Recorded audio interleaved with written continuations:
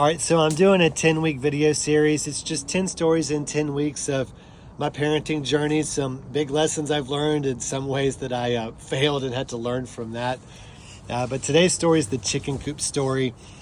So there was a time when we had these baby chicks that were living in our bathtub under a heat lamp, and they were getting too big, about to the place where they were going to start crawling around our home, which would have been a mess if you've ever had chickens. So my wife was like, when are you going to get outside and build that chicken coop?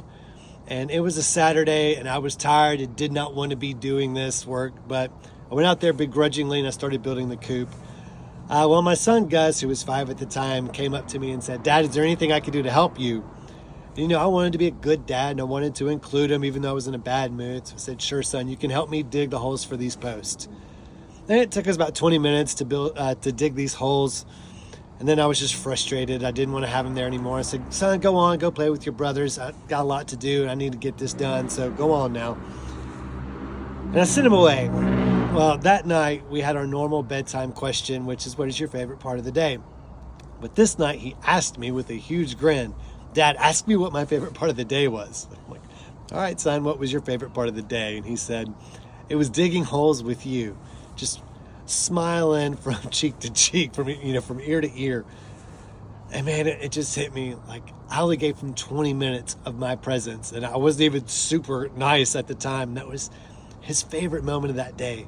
It's like, man, I could have turned this into a 3-weekend project. It would have taken 5 times as long, but he would have forever remembered building the chicken coop with Dad.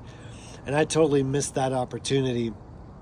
And I have always struggled with this. I remember my other son, Hudson, one time, I used to always hug them before I would go to work, and I would give the obligatory side hug, like, "Hey, I love you, son. I got to go to work. I'll see you later." And I did that to my son one day, and he went in and sat on the bed after I left where my wife was. He was looking sad, and Rachel said, "Hudson, what's going on?"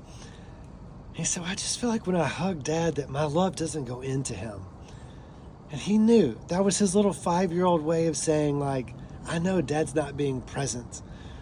Our presence is so important to them. And I know I struggle with this, and so do many men, that we spell love, W-O-R-K, right? We work out our love for our children at work to provide for them, and that takes a lot of us. And one day they may understand that when they're adults, but while they're children, they spell love T-I-M-E, right? And I know that's cheesy, but in order for them to feel loved, to be able to get their identity rooted in the fact that Dad loves us, he cares about us, he wants to be with us, we are worth his time and attention, we have to give them our time and attention. So I don't know what that looks like for you, but whatever you can cut out of your life, if it's a screen, if it's distractions, if it's escapism, whatever it is, so that you can give them as much focused time as possible. I mean, I gave Gus that 20 minutes and he said that was the best time he had that day.